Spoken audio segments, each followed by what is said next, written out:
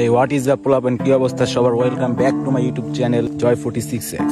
তো এখন আপনারা যে বাইক দেখতেছেন এটা আমার কিছুদিন হয়েছে বাইকটা নেওয়া পড়ছে, বাজাজ পালসার 150। এটা 14 মডেল।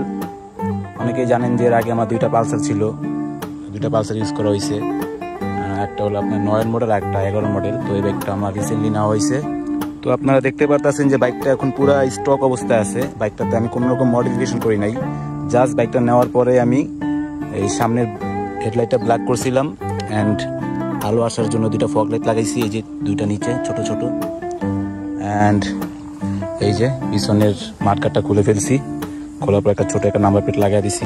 আর সামনের চাক্কাটা চেঞ্জ করা হয়েছে, পিছের চাক্কাটা স্টক। আর বাইকে এক্সজস্ট লাগানো ছিল, বাসায় প্যারা দেয় যে কারণে আমি এক্সজস্টটা খুলে ফেলছি।